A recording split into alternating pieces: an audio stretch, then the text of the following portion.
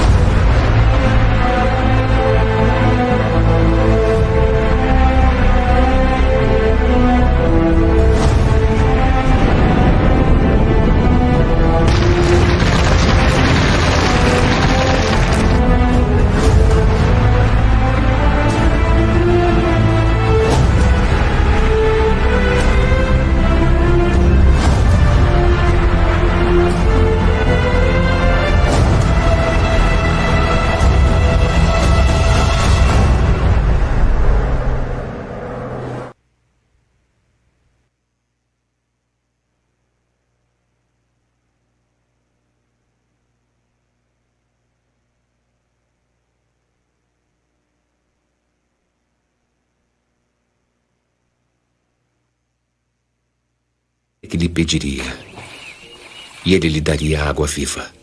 Senhor, não tens um balde e o poço é fundo. De onde pegarias essa água viva? Foi nosso ancestral Jacó que nos deu este poço, do qual ele bebeu com seus filhos e animais. Não estás dizendo ser maior do que Jacó, não é? Quem bebe dessa água terá sede de novo. Mas aquele que beber a água que eu vou lhe dar, esse nunca mais terá sede. E a água que eu lhe darei vai se tornar dentro dele uma fonte de água viva que jorra para a vida eterna.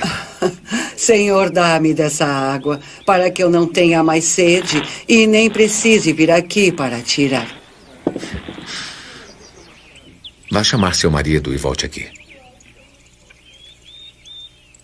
Eu não tenho marido. Tem razão ao dizer que não tem marido. Já teve 5 maridos e o homem com quem vive agora não é seu marido. Falou a verdade. Vejo que és um profeta, Senhor. Nossos ancestrais samaritanos adoraram a Deus nesta montanha. E vocês, judeus, dizem que é em Jerusalém o lugar onde se deve adorar a Deus. Vocês, samaritanos, adoram o que não conhecem. Mas nós, judeus, adoramos o que conhecemos, porque a salvação vem dos judeus. Está chegando a hora. E já é agora. Os verdadeiros adoradores vão adorar o Pai, em espírito e verdade, porque são esses os adoradores que o Pai procura. Deus é espírito, e todos aqueles que o adoram devem fazê-lo em espírito e verdade.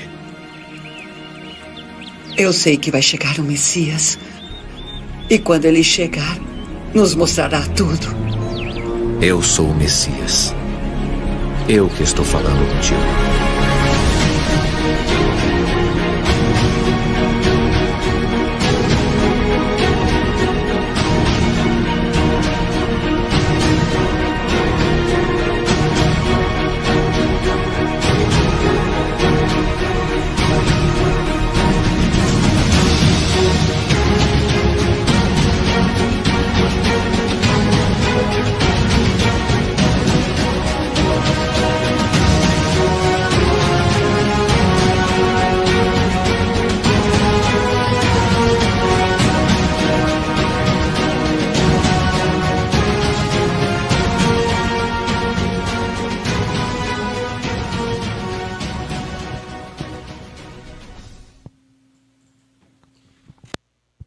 Amém, glória a Deus a todos vocês que estão em casa, graças a Deus por mais uma oportunidade de estarmos na presença do Senhor Jesus, amém? Pai do Senhor, Pai do Senhor, Pai do Senhor, Pai do Senhor, vim trazer uma palavra para vocês, se é que vocês aceitam isso, não é? Igreja, eu digo a vocês que a insistência de um homem escolhido, ela realmente é latente no peito, né? Estou aqui em defesa dessa verdade, em defesa da graça de Deus, em defesa daquilo que me faz feliz, né? Importante é saber que reconhecer os erros, e eu estava ali à tarde hoje lembrando, falando com o Senhor, né? Falei, meu Deus, quantos erros que eu tive na vida, quantas prostituições, quantas drogas, quantos desleixos, né? O Satanás usou meu corpo, né, para destruir, né, no começo do meu casamento, no começo da minha vida, e eu falando ali com Deus, eu falei, Senhor, me perdoa dos meus pecados, né? Me tire, Senhor, cada dia mais a corrente, Senhor Jesus, que nos prende para obter a salvação. E foi que, né, chorando bastante, hoje à tarde eu chorei muito, arrependido dos meus pecados, né, ali falando com Deus, tudo que eu passei, né, tudo que o inimigo, né, Satanás, ludibriou a minha mente, me amarrou com grandes correntes e me fez ali o seu servo. E eu vendo, né, tudo isso, eu pedindo a Deus um conselho, e eu passei aqui e Deus me deu uma palavra e eu falei, eu tenho que trazer isso para os irmãos, né? Não era algo que nós combinamos de estar aqui hoje para vocês, para trazer essa palavra, mesmo ainda eu com muito pouca força. Tenho passado lutas terríveis, realmente lutas demais, mas sempre lutando, sempre querendo algo mais. Queria que você compartilhasse esse vídeo, os irmãos do Telegram não receberam, mas logicamente que eu vou ter que trazer para vocês aquilo que Deus me trouxe, tá bom? Bom, irmãos, primeiramente, antes de mais nada, eu só queria dizer algo para vocês. Nós estamos, sim, vivenciando, sempre falo aqui no começo, né, dias difíceis, de trevas, enfim, dias de muita preocupação. E a questão maior de nossa vida não é olhar aquilo que nós cometemos, pelaquilo que a gente já fez, pelaquilo que a gente já pecou. Porque se nós olharmos para o que passou, nós nunca vamos conseguir entender o presente de Deus, aquilo que está nos reservado. Quando nós ganhamos caráter, que é uma coisa que não é fácil receber, porque o caráter é algo que você ganha com experiência daquilo que você já passou, você ganha maturidade. Então, caráter é algo de você construir uma linha, um raciocínio e não mudar aquele raciocínio. Logicamente que os prazeres da carne, eles vêm, eles batem na porta. Se você ficar fraco, você vai cair em tentação. Pode ser cair em adultério, você pode cair em homicídio, em contenda, obras da carne, né? E por que nós estamos falando sobre isso? Que hoje muitas pessoas falam, meu Deus do céu, eu caí, eu matei alguém, eu não tenho mais perdão. Você tem perdão, né? Toda ação carnal é perdoada pelo poder do Espírito. Deus lava. Se você se arrependeu, Deus vai lá e levanta de novo. Deus te dá outra oportunidade de você continuar, né? Porque naquele homicídio que você cometeu, ou aquele adultério que você cometeu, era para você estar morto ali, né? Se fosse antigamente, o Espírito Santo ia lá e fulminava. Mas não, mas é pela misericórdia, Deus chora pelo seu ato. Deus chora pela sua promiscuidade. E isso faz-nos querer alcançar a salvação que é disputada. Disputada porque é o exílio de tudo, né? Nós somos exilados de tudo, de toda a prática do bem. Por isso que o apóstolo Paulo ele diz assim, olha, aquilo que eu quero fazer eu não consigo fazer. Aquilo eu não consigo, mas aquilo que eu não quero, isso eu faço. Então o espinho que dominava o apóstolo Paulo era o espinho que dava a ele a condenação na sua alma. Mas o próprio Deus viu, Paulo, minha graça te basta. O meu poder se aperfeiçoa na sua fraqueza. Meus irmãos, eu quero relatar algo aqui com experiência própria. O que faz mais as pessoas e os casamentos entrar em adultério. Primeiro, drogas. quando o homem usa droga, ele perde o domínio de si. Então ele não tem mais a maturidade, ele não tem mais o temor da traição. Quando o homem bebe droga, eu digo drogas e bebidas, ele perde, ou seja, a mulher também, ela perde a noção do perigo. Então ela já está dominada.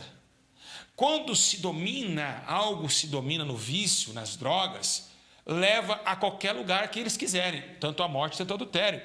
Então o adultério, para quem usa droga e para quem bebe, é muito mais 100% de eficácia, né, que vai dar o checkmate, do que quem é sã. Quando a pessoa trai com sã consciência, é porque realmente ela está desleixada espiritualmente.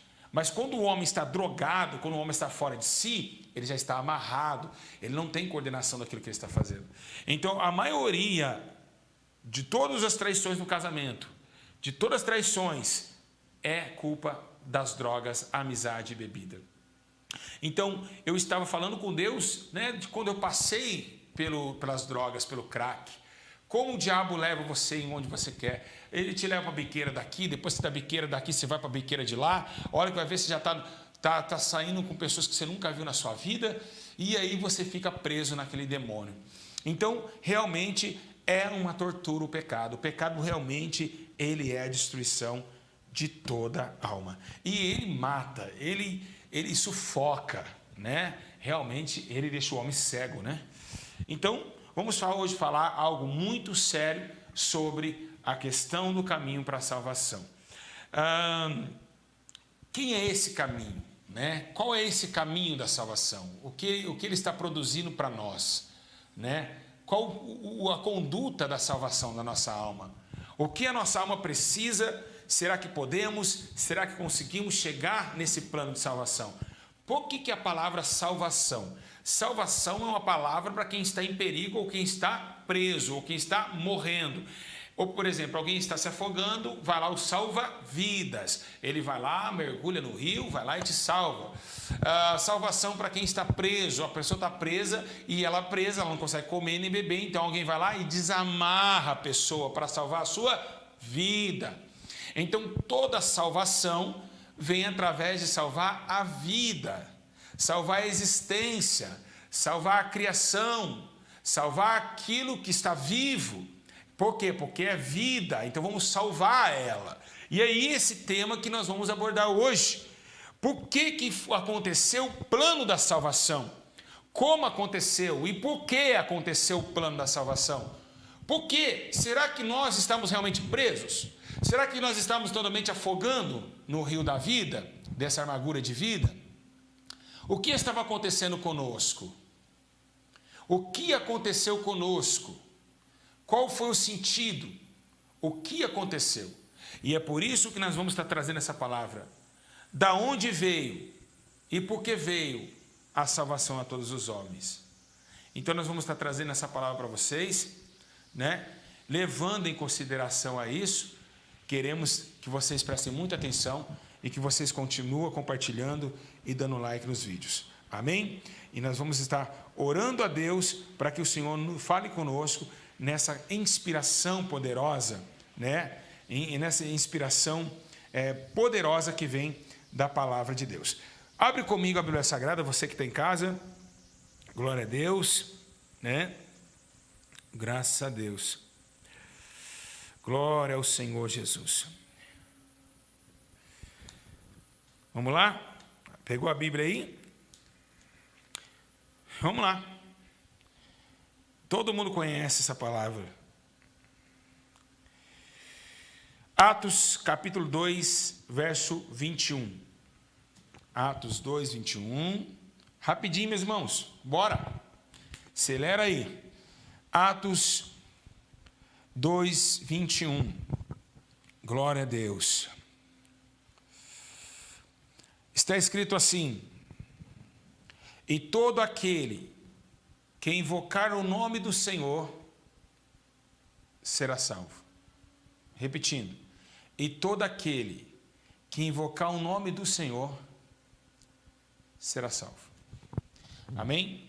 Glória ao Pai, ao Filho, glória ao Espírito Santo de Deus. Graças a Deus. Vamos falar com Deus vamos pedir direção ao Espírito Santo, para que o Espírito de Deus fale conosco também. Meu Pai eterno, eu te peço a tua graça, a tua misericórdia, por estar aqui trazendo a sua palavra a todos os seres viventes que estão me ouvindo e estão me vendo também. Senhor, eu te peço que o Senhor tenha misericórdia da minha alma, que o Senhor fale comigo, que o Senhor me dê graça para suportar as lutas, as dificuldades, e eu sei, Senhor Jesus, que o Senhor é bom e a tua misericórdia dura para todos sempre. Obrigado por esse momento, obrigado por ter me perdoado, me dado força para continuar. Me perdoa quem eu ofendi, que um dia na terra, um dia alguém que nós, ó Deus, pelejamos contra, e assim, Senhor, o Senhor nos deu força e colocou a sua graça. Assim eu te agradeço em nome do Pai, em nome do Filho e em nome do Espírito Santo de Deus. Glória ao Pai, ao Filho, ao Espírito Santo. Igreja, preste bem atenção no que o Senhor quer falar nesse momento. Igreja, estamos diante de uma palavra muito interessante, uma palavra onde está escrito no livro de Atos, capítulo 2, 21, dizendo que todo aquele ou aquela que invocar o nome do Senhor será salvo. Queria deixar bem claro aos irmãos que a terra realmente ela não tinha esse processo. A terra vivia em paz. A terra ela vivia num sentimento de muita graça. E por quê? Porque o próprio Deus, o Criador dos céus e da terra, quando criou Adão, visitava Adão no paraíso, trouxe a Adão uma aliança eterna, dando vida diante do barro e tirando a sua costela a sua esposa Eva, colocando em si a costela como a disjuntora, ou seja, aquela que dá estrutura para que o homem fique de pé, porque todo homem que corta, e por que a Eva foi feita tirada da costela? Porque todo homem que quebra a costela, ele anda meio calejando, de um lado caído.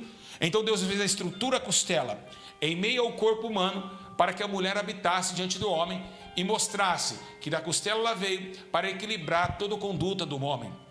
Embora seja que no meio da costela houve o atributo satânico, ali foi quebrada a costela de Adão. E a Bíblia diz que depois que Eva peca e incentiva o homem a pecar, o homem anda em caminhos tortuosos. A retidão acabou. O homem está torto. Acaba a aliança de Deus para com o homem. A terra começa a chorar. A criação, parece que os passarinhos não têm muito mais alegria em cantar. Parece que tudo vai se acabando. A Bíblia menciona que quando eles pecam, Deus lá do céu vem descendo e, sabendo do seu pecado, ele pergunta a Adão: aonde está? Vergonhado do seu pecado, por Eva intitulado a ele pecar. E Adão agora no mundo espiritual ele está torto, porque a sua mulher, que era para ser disjuntora, quebrou sua própria costela. Assim, Deus começa um juízo na terra. E o primeiro julgamento aconteceu no Éden, onde Deus julgou o homem, dizendo que ele ia morrer certamente e não viver. O outro julgamento também que aconteceu na terra, a Bíblia diz que Deus chama Eva e diz que da serpente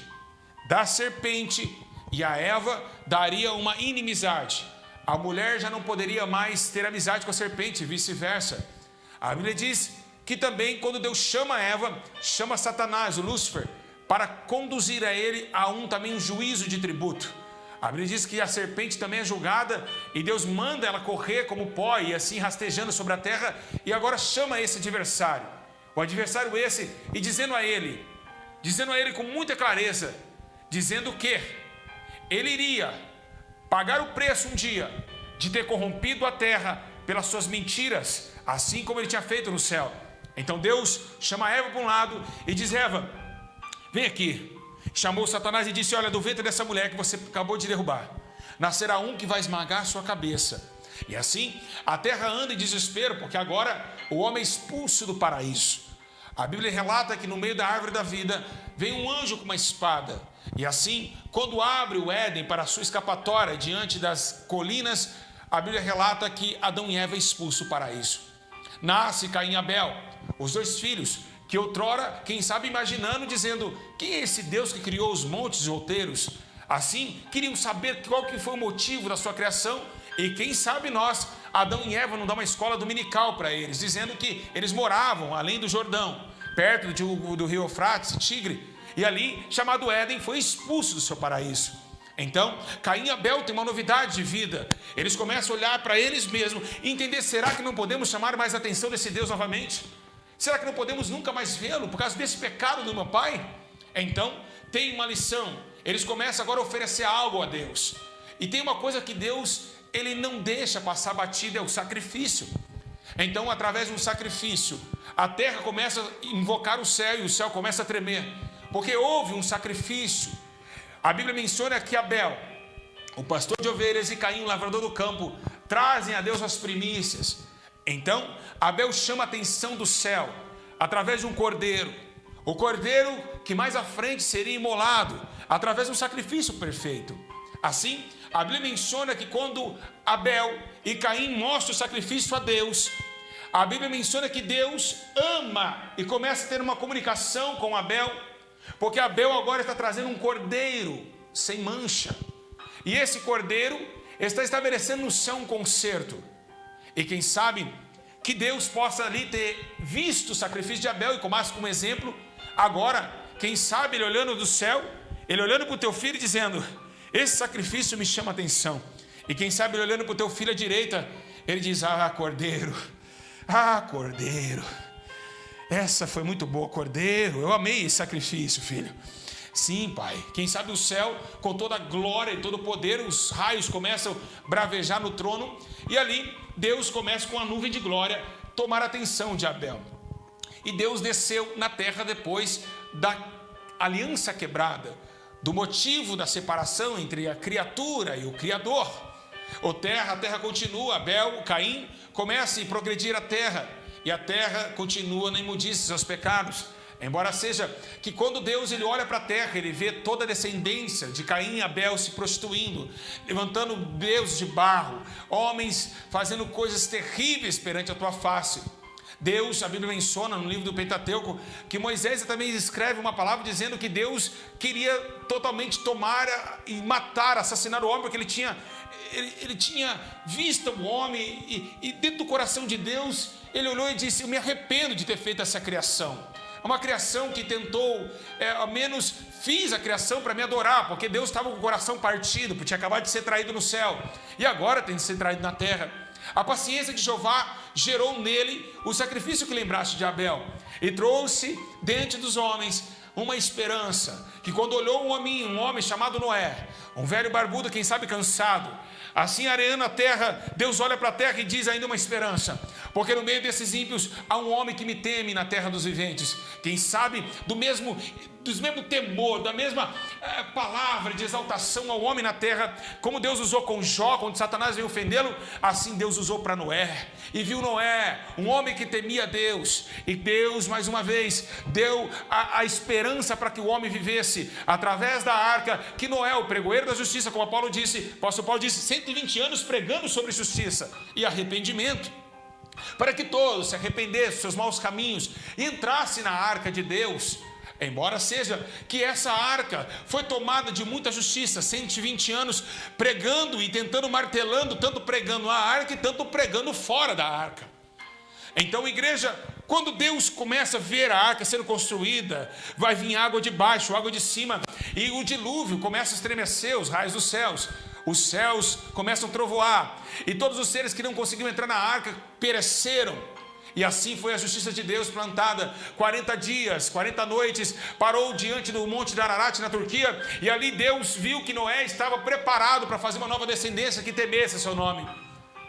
E assim Noé tomou-se o contato com Deus, e a primeira coisa que a arca, quando ela abre, Noé vai lá e presta um culto a Deus, e faz ali um altar, e incendeia, e ali um sacrifício a Deus, e Deus fique feliz no céu. A salvação chegou. A arca da salvação foi algo maravilhoso. O céu estava em festa. Noé e sua família, agora é só alegria. Todos vão pegar o coração de Noé e temer a Deus. Mas não foi o que aconteceu. Noé se embriagou, ficou nu diante de seus filhos. Deus não achou legal aquela situação e foi traído mais uma vez. Terceira traição. É a terceira traição. Céu, Eva e Noé. Então a salvação de Deus estava ganhando força dentro do seu coração, mas estava ganhando lágrimas nas suas ações, porque toda vez que Deus queria salvar, Deus entristecia. Toda vez que Deus queria salvar o homem, Deus chorava no céu. E quem sabe essas nuvens de chuvas era a lágrima do nosso Senhor. É esse motivo que nos faz entender o como Deus nos ama. Se João um dia olhou e disse: Deus amou o mundo de tal maneira que deu seu único filho, para que todo que nele crê não morra, mas tenha vida eterna, é porque João sentiu a glória de Deus, ao ponto de quando Jesus ele desce para a salvação, há um plano todo estabelecido no céu. Deus então, por sua vez, tem uma promessa com Abraão, chama Abraão e diz para ele que tem uma nação gigante esperando Abraão. Assim Abraão, Isaac e Jacó ganham a descendência da salvação para uma nação. Se Deus viu que não podia salvar o mundo inteiro, Deus estabeleceu para ele um concerto de uma nação. A nação que estaria relatada em cima dos lombos de Jacó em Betel. A nação que lutava com o anjo pelas suas vitórias. A nação de Israel. Quando Deus chama Rabandagashai e Jacó, Deus coloca Jacó. Agora Jacó, presta bem atenção, tu não é mais Jacó não, tu é Israel. Tu é Israel, porque ele brigou com Deus. Então Deus coloca em cima de Jacó uma esperança, a esperança de uma nação que temeria o teu nome, que poderia dizer que o Senhor é Deus. Começa Israel a ser formada através de muita valentia, de muitas lutas que Josué, que Moisés enfrentara. Então acontece que o tema de Deus, a Israel cercada, Jerusalém, a noiva, agora começa também a se prostituir e adorar outros deuses. Deus foi traído pela quarta vez. Dentro de Israel, um povo que Deus chamou por eleito, estava acontecendo o concílio de Satanás, a sinagoga dos seus demônios, levando em consideração as práticas impetuosas que Deus jamais admitiria. Adultérios, fornicações, deuses levantados como instrumento de adoração. E Israel brigando ao ponto de Deus usar uma parábola com Osés e dizer: se você não sabe o que eu estou passando, Osés, case com uma mulher adulta e tem filho com elas, e depois ela vai te trair, você vai ver como que é difícil a minha vida. A vida de Deus, o céu não estava dando fácil. É você amar alguém que não te ama. É você dar de tudo para alguém que não te dá nada. A adoração era dele. Então ela foi ofuscada diante da criação de Israel, aonde Deus colocou como o grande patriarca Abraão, e também pelo dominado coração de Davi, para reinar no meio de um povo que não queria, ao ponto de Deus olhar e dizer: eu fui procurado por um povo que não me encontrava. Eu me deixei se achar para esse povo.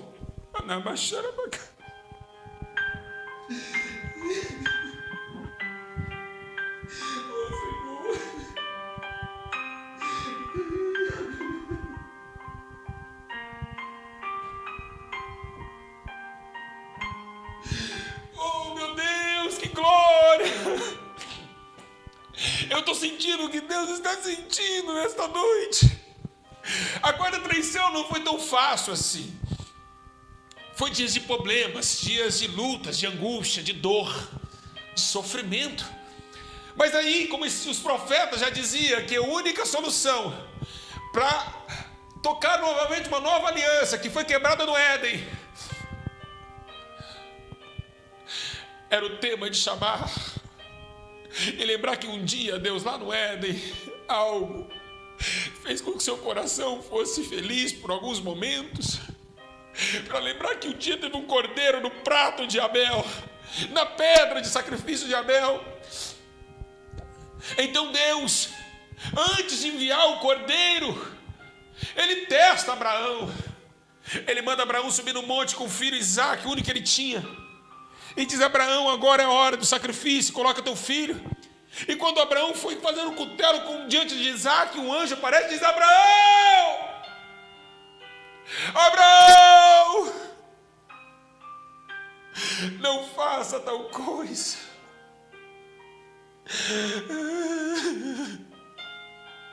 Então Deus lá no céu Ele olhou e disse: eu vou aprender, eu aprendi com mais um na terra. Primeiro o ovelha, o sacrifício de Abel. Agora, se um homem pecador pode dar seu único filho, eu também vou dar o meu. Então Deus juntou a coragem de Abraão com o sacrifício de Abel, e veio Jesus, o unigênito de Deus, o cordeiro sem mancha, o cordeiro que vai ser imolado a qualquer momento, mas no momento que tem todo o propósito e modo, mas vai descer. E como acontece? Acontece que o templo de Israel está tenebroso. O segundo templo, várias divisões do templo antigo, agora tem um segundo templo dentro de Jerusalém. 30 anos se passa, mas antes desse tempo aparece um menino, filho de Isabel e Zacarias, que começa a profetizar no deserto, que arrependei-vos, quem vos ensinou a fugir da ira de Deus? Endireitai os vossos caminhos, as vossas veredas, porque é chegado o reino dos céus. Então, no meio do Jordão, João Batista estava pregando o arrependimento, mas quando vem nascendo esse tempo, o que vem na lembrança não é a pregação de João Batista.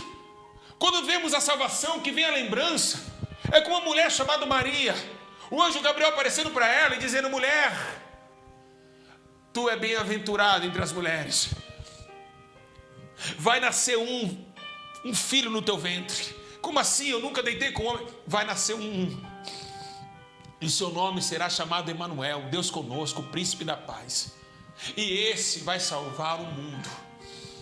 Então mesmo o anjo, para não confundir José, aparece para ele e diz: olha, não, sua mulher não pecou com ninguém, ela não andou te traindo, o que é gerado dela é gerado pelo Espírito Santo. E ali escreve João com muita alegria e colocando as bolas de salvação em sua sinfonia, dizendo: o verbo estava com Deus, o verbo era Deus, habitou entre os homens e se fez carnes, e vimos a sua glória e podemos tocar na vida.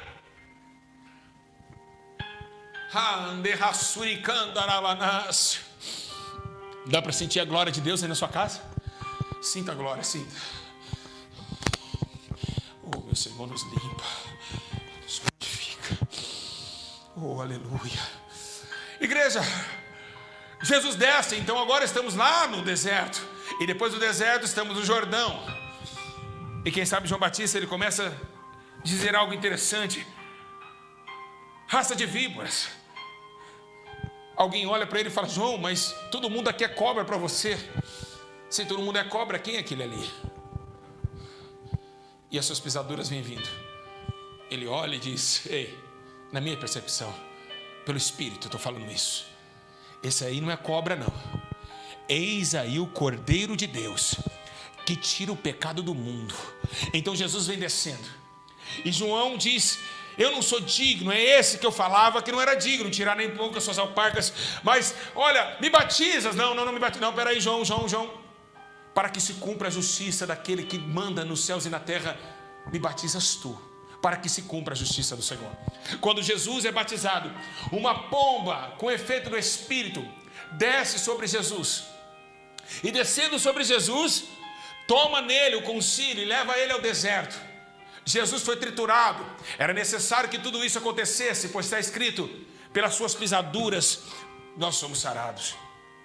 Então, as pisaduras de sofrimento trouxe ao homem a perseverança de um dia acreditar que a salvação estava na terra, e que o caminho se abriu a uma terra que não tinha caminho, e que uma luz se acendeu em meio às trevas, e nós vimos uma grande luz. Essa luz, a palavra, que trouxe a todos os homens que estavam cegos, vivenciando este mundo pelos seus prazeres, a entender o caminho da salvação e do plano de Deus.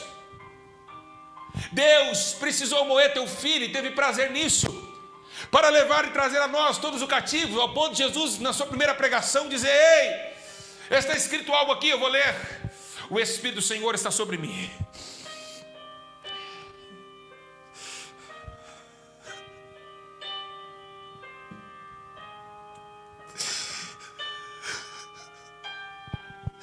E me ungiu para pregar as boas novas, dás vista aos cegos, e libertar os presos da prisão, e anunciar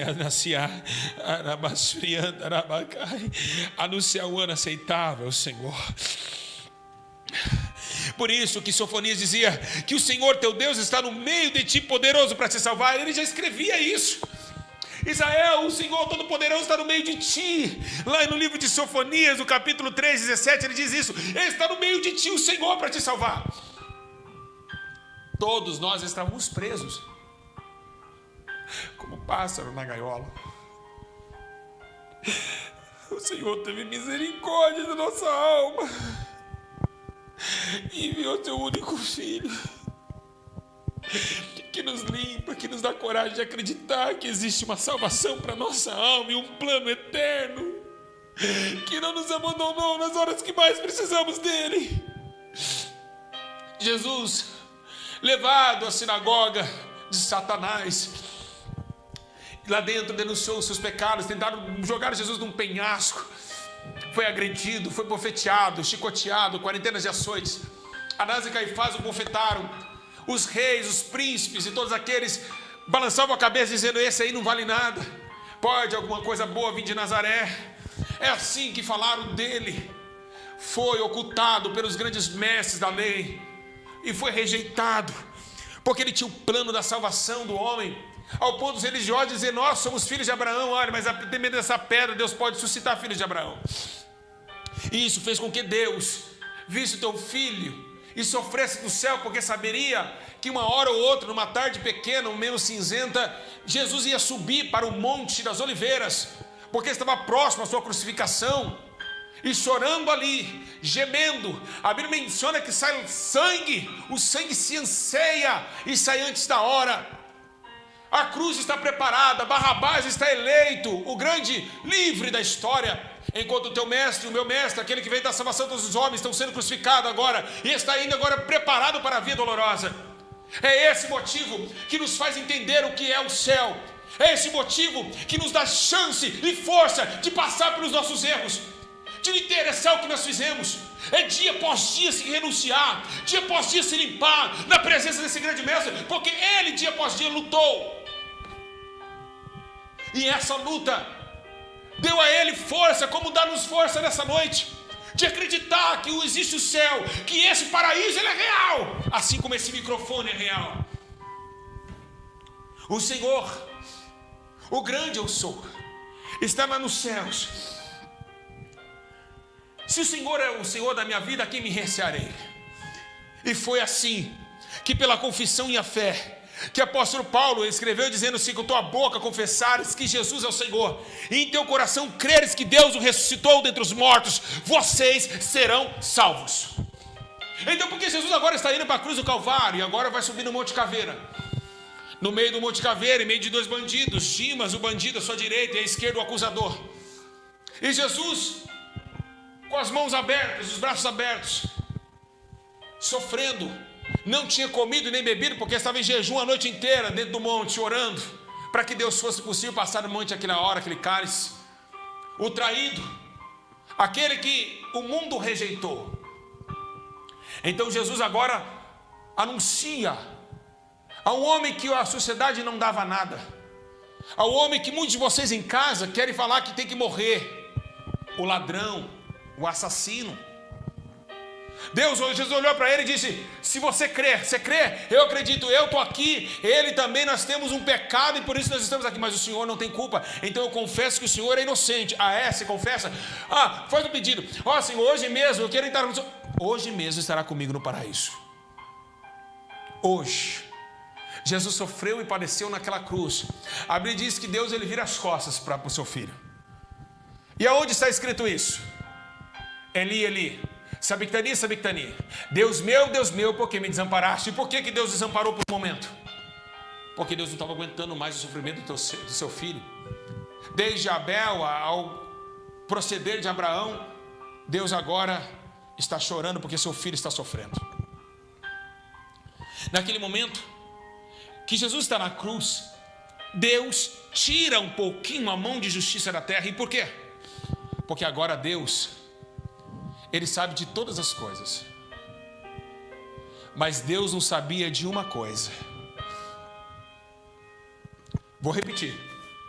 Você pode estar em casa, eu estou cheio do Espírito Santo aqui para falar. Você pode estar em casa perguntando: mas peraí, pastor Júlio, peraí. Deus não sabe de tudo? Sabe. Mas uma coisa ele não sabia, ou seja, ele não sentia. Ele que não quis saber, é claro, até aquele momento. Deus não sabia o que era passar dentro da carne, porque Deus é espírito. E agora ele entende o porquê que você chora. Ele entende porquê que você muitas vezes quer sumir da sua casa, quer meter o pé em tudo, né? Como fala essa palavra, né, tão chata.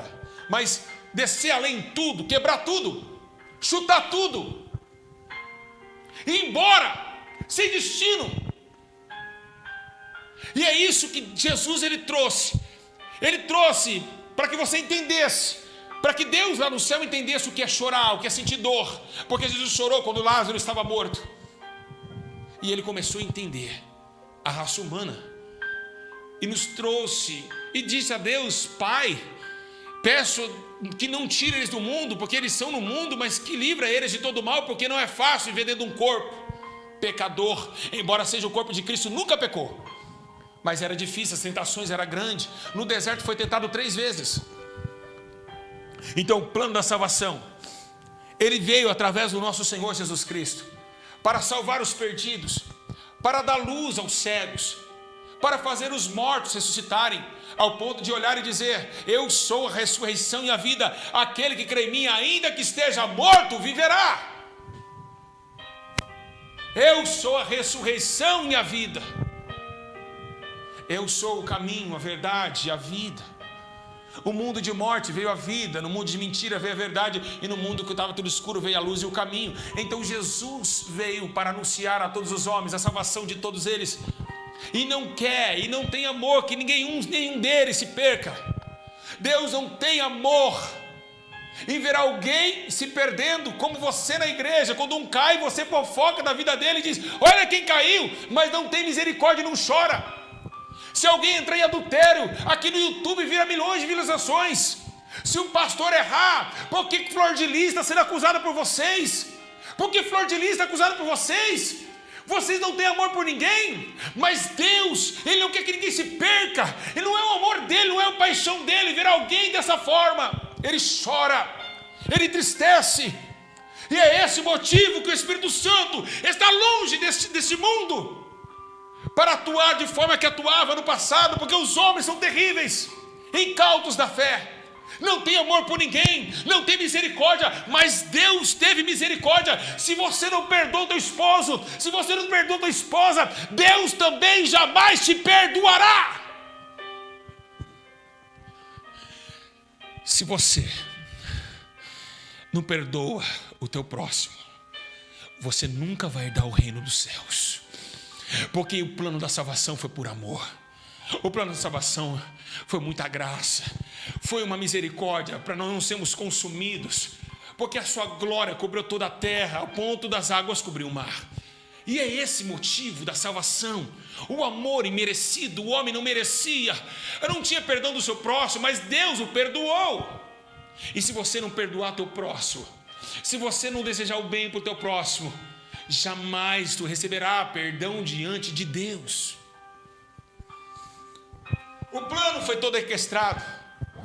A salvação, que era somente para aqueles israelitas, agora se colocou na banquete dos justos.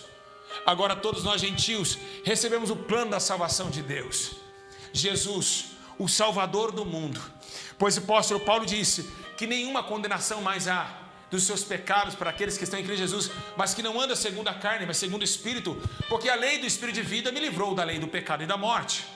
Então esse Jesus, que salvou o mundo através do teu sangue, que nos purifica de todo pecado, um dia ele disse que voltaria para resgatar o povo e levar para Sião perfeita, para a Nova Jerusalém, aonde mana leite e mel, que nossos olhos nunca mais chorariam. Essa salvação, esse plano ainda está aberto para todo homem. Assim como a grande arca estava aberta no passado, assim Jesus ainda está com a porta aberta para que todos que crêem no seu nome fossem salvos por ele. É o tempo da salvação no mundo. O nosso mundo vai passar, a nossa vida passa muito rápida, e é o tempo agora de aproveitarmos a misericórdia de Deus e nos limparmos essa água que sai do trono de Deus como água cristalina, que limpa a nossa alma de dentro para fora. Porque quem bebe dessa água voltará a ter sede, mas quem bebe da água que ele der jamais terá sede. porque dentro dele fará mananciais de águas vivas que jorrarão para a vida eterna.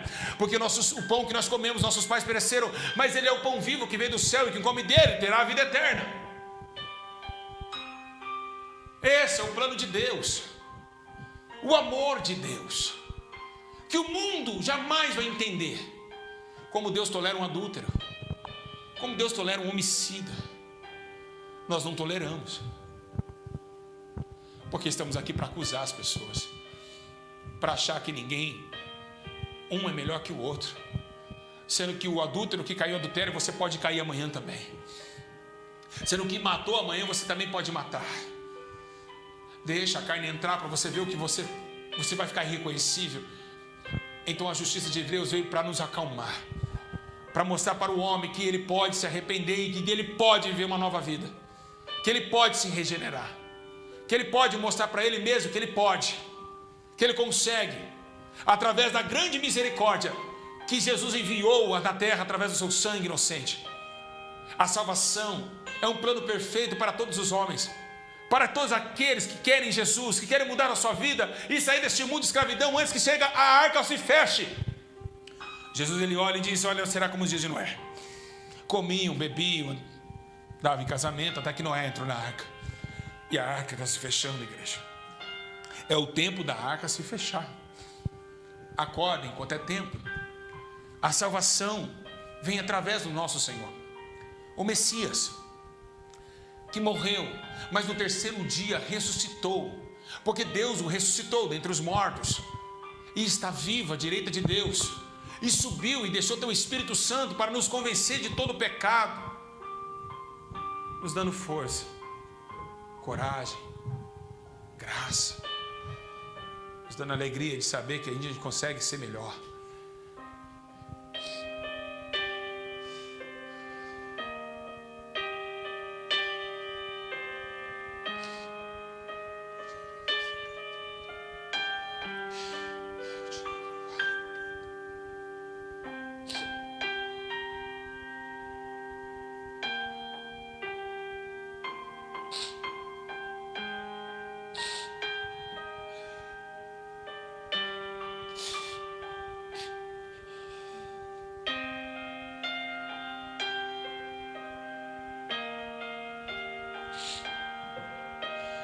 Esse é o nosso Senhor, que nos dá força, coragem, que luta conosco.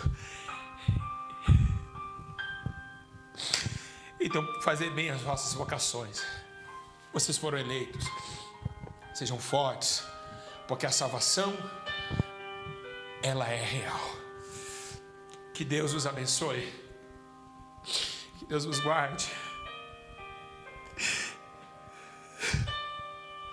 Porque Deus os perdoou e disse para Israel: Israel, eu apago todas as vossas transgressões por amor de mim, dos meus pecados eu não vou lembrar vocês, dos seus pecados eu não lembro mais, e dos meus sentimentos de vitória, de misericórdia eu perdoo vocês, e dos seus pecados jamais vou lembrar. Ai,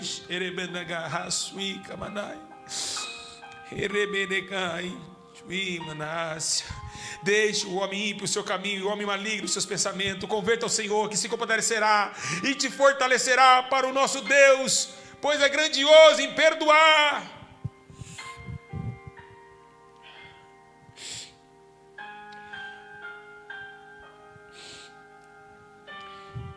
Igreja, foi Ele que disse: este é meu sangue, o sangue da nova aliança, que é derramado por muitos, para perdão de seus pecados. Foi Ele que disse isso. Você que está em casa, ainda dá tempo de entrar nessa arca. É uma luta contra o mundo, contra as vontades, contra o raciocínio intelecto, contra as provas da vida. Vocês conseguem.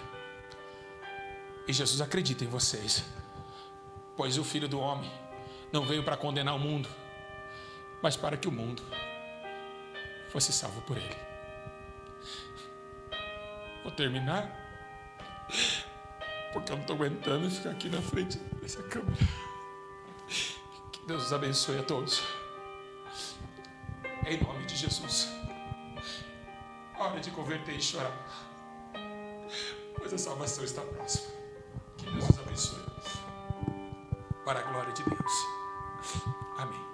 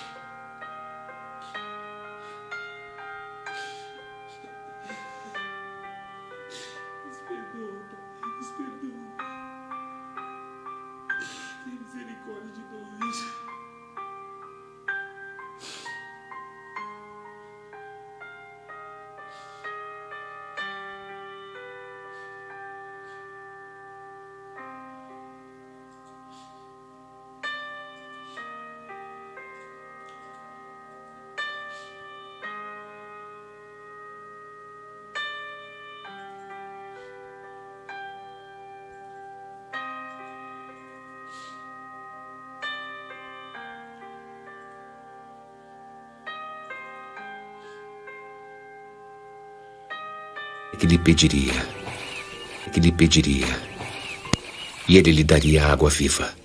Senhor, não tens um balde e o poço é fundo. De onde pegarias essa água viva? Foi nosso ancestral Jacó que nos deu este poço, do qual ele bebeu com seus filhos e animais. Não estás dizendo ser maior do que Jacó, não é? Quem bebe dessa água terá sede de novo.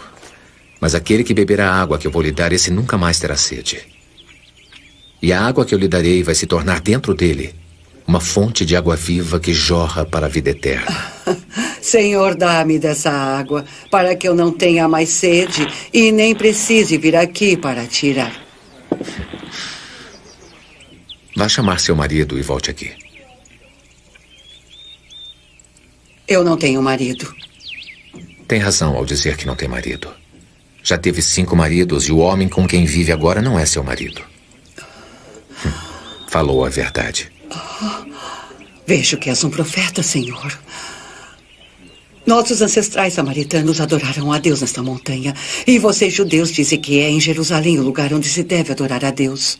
Vocês, samaritanos, adoram o que não conhecem. Mas nós, judeus, adoramos o que conhecemos, porque a salvação vem dos judeus.